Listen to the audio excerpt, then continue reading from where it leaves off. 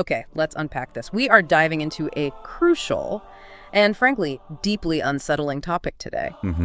It's that foundational contradiction, isn't it? Right Yeah. there when the United States was established. Yeah. Exactly. You have this republic founded on these incredibly bold ideas about liberty, about equality for all mankind. And yet it was systematically built, sustained really, by the brutal economics and just sheer prejudice of chattel slavery.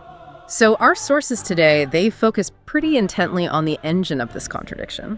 They do. We're looking right at the American plantation system. And our mission isn't just to say slavery existed, but to really analyze its operational mechanics. How did it work? Right. We need to understand the structures, the methods used to dehumanize people, the psychological, even theological justifications the planter class leaned on. And crucially, how all that trauma, well, how it led to acts of brutal personal retribution. Exactly. Retribution becomes almost inevitable in that kind of system. We're looking for the specifics then. The details that really show you the chasm between the stated American ideal and the horrific reality in the 19th century Deep South. And this tension, it wasn't some accident, right? It was baked in from the start, even in the Constitution. You mean like the Three-Fifths Clause? Treating enslaved people as both property and population for political leverage. Precisely. That compromise set the stage. And it's fascinating how this contradiction was, literally mapped onto the physical landscape. How so? Well, think about it.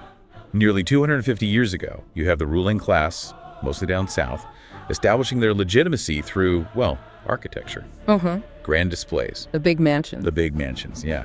Multi-storied, those iconic white columns, sprawling verandas. They weren't just places to live. They were designed as symbols of dominion, of wealth built on this system. So was that grandeur just about comfort, or was it also part of the control mechanism, a way to constantly display power over the enslaved population? Oh, absolutely, a tool of control. And distance. The owner, the patriarch, his family, extended relatives, they lived in this world of perceived luxury. Well, just a short distance away. Yeah, maybe a few hundred yards you find the slave quarters, and it's just a stark contrast. Rusty, cramped wooden cabins. Not just basic housing, but intentionally inadequate. That's what the evidence suggests. Yeah. Purposefully inadequate. It reinforced the hierarchy. And the actual living experience inside, it must have been worlds apart. Completely night and day. You read about the masters and mistresses sleeping on these fine four-poster beds, strong mattresses, silk or cotton sheets, fine blankets. All the enslaved people. They were stuck with crude wooden platforms. Maybe a thin straw mattress if they were lucky. Straw often used as blankets too. And the cabins themselves, against the element. Barely adequate. Crippling cold in winter, intense heat in summer, severe leaks when it rained heavily. It signals this deliberate systemic indifference to their basic physical well-being. That indifference, it shows up starkly in the food situation too, right? Especially during big celebrations. Oh, definitely. Think about a wedding or Thanksgiving, Christmas. The planters' tables were just laden. Multi-course meals. Like what kind of food are we talking about? The sources mention things like turtle soup with cherries, roasted duck with special sauces, chestnut stuffing, honey-glazed smoked ham, elaborate multi-layered cake soaked in brandy.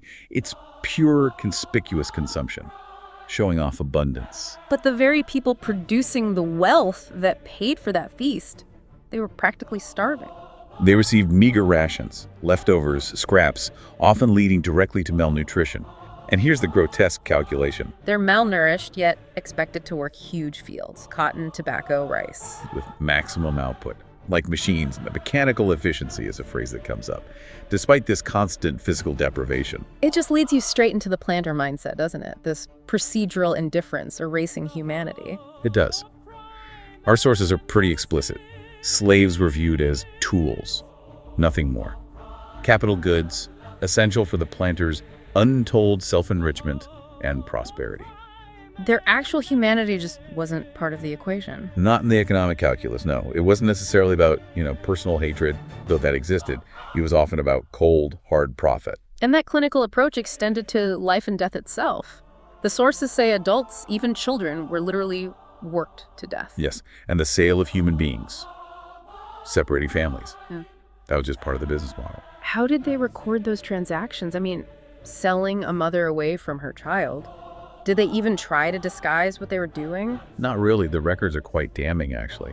These sales parents from children, babies sold off, they were documented in ledgers with this chilling commodity catalog. Commodity cataloging. Yeah, the language, the formatting, it was identical to how they'd record the sale of cattle or machinery. Wow. Just administrative detachment. It shows the effort needed to maintain the fiction that these were just property-changing hands. And if this human property resisted in any way, even minor things. The response was swift and brutal. Yeah. Severe punishment, lashes with whips, wooden handles, leather strips. Oh. For the most minor infractions. Yeah. It reinforced that absolute power dynamic every single moment. Okay, so we have the system built on economic calculation, physical brutality. But how did they live with themselves? How did the planter class maintain this cognitive dissonance, living in quote-unquote Christian luxury while inflicting this? Well, they needed an intellectual structure, right? A justification system. Yeah, how did they sustain that incredible moral failure? They manufactured one. The sources really emphasize how they used twisted interpretations of biblical scripture. Ah, the religious angle. Definitely. They leaned heavily on things like the curse of Ham, completely misrepresenting it to build this idea of a natural order of things. An order where white skin just automatically meant superiority. Exactly, and they argued this order was divinely ordained, God's will. So it wasn't just a vague feeling of being better, it was a specific theological argument they were using to rationalize total control. Precisely. And they even flipped it, claiming slavery was necessary to civilize Negroes. Seriously. Civilize them through bondage. Yes, framing the white planter as this benevolent, divinely chosen guide, bringing black people to Christian ways through enslavement. It's incredibly insidious. Because it turns cruelty into some kind of twisted moral duty. It does. And this entire structure, this justification, it was propped up by the legal system. Which wasn't neutral either. Not even close. It was deliberately created, totally skewed against black slaves. Can you give an example? How did the law actually protect property rights over human rights? Because totally skewed sounds like justice was structurally impossible. It effectively was. Slave codes were designed, first and foremost, to protect the planter's property interests. So for an enslaved person, getting justice through any normal channel was virtually impossible. They couldn't testify against a white person in court. They couldn't own property. Their right to their own body, their own family, legally non-existent. The law itself was basically a co-conspirator. Absolutely. Ensuring that almost any injury inflicted by an owner was legal, while any resistance by the enslaved was automatically criminal. And when you have a system so meticulously designed to deny humanity, to block any path to justice, the trauma has to go somewhere. The sources suggest it corrupted everyone involved. It did, on both sides. For the owners, it was the corruption of treating fellow humans as objects, as property. And for the enslaved. The constant trauma, the dehumanization, it led, in some cases, to acts of extreme violence. A response born out of desperation, feeling like they had nothing left to lose. Which raises a crucial point, doesn't it? When the rule of law offers zero remedy, zero protection. Personal retribution can feel like the only path left to reclaim some form of agency, however brutal. And the sources, they give some terrifyingly specific examples of this. Let's talk about Celia Washington, the cook, in 1848. Right, Celia.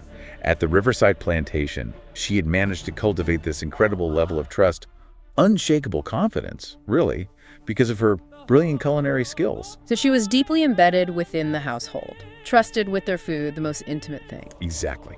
But that trust was, well, it was horrifically betrayed. Yeah. The catalyst for what she did later was the death of her 3 children. What happened to them? One of Colonel Riverside's sons tricked them into a barn, set it on fire, and locked them in. My God. And the colonel, the owner. Showed absolutely no remorse. None. His son faced no consequences. There was no justice, not even an apology. So justice completely blocked. Completely. And Celia, she used that deep trust they had in her cooking skills. She used it for revenge. What did she do? She poisoned an entire wedding party, killed 17 people at the feast. 17. Then she fled north and apparently was never found. Vanished. It's just a profound, terrible example of how systemic injustice can force individuals into these extreme, devastating acts. And Celia's story, as unique and tragic as it is, it wasn't isolated, right? The sources mention other acts of retaliation. No, it highlights a pattern. We see documentation of other brutal responses to the relentless violence slaves faced. Like who? There's mention of Big Jacob, described as a 7-foot-tall slave who reportedly strangled 9 plantation owners in their sleep. 9. 9. And there are other documented instances. Slaves castrating masters or overseers. Slaves burning down entire plantations. These acts are horrific, of course, but you see them as the direct result. The direct violent consequence of a system designed to strip away every fundamental human right and leave no other recourse. So ultimately, this whole system, built on this impossible contradiction, a republic of freedom running on human bondage, it just couldn't last. It couldn't sustain itself. The tension, social, legal, economic, moral, just became too immense it had to break. Which it did spectacularly with the Civil War. Exactly. That massive conflict between the Confederate South and the Union North, leading to the Confederacy's defeat and finally the formal end of slavery with the Emancipation Proclamation. So if we connect this all back, what the sources really show us is that the plantation system wasn't just about hardship. No, it was far more calculated. It was a precise systemic dehumanization. And it was layered with these ideological fictions, religious, legal, all designed to make profound cruelty seem natural, even divinely sanctioned. And the violence wasn't just one way. Absolutely not. It was twofold. You had the violence inflicted by the owners, clinical, detached, physical. And then you had the violence that erupted in response from those who'd been stripped of everything else. It really leaves you with a stark takeaway. The sources suggest that when trust is weaponized, like with Celia the cook, and all avenues for justice are closed, retribution can become the only tool left. A terrifying thought, but one grounded in that historical reality. Which really poses an important question for you, the listener, to think about. When a society deliberately designs its legal and social structures to deny the humanity and the possibility of justice for an entire group of people, how predictable, maybe even inevitable, is the eruption of brutal personal retribution? And what does that history tell us about why equitable laws are so fundamentally necessary?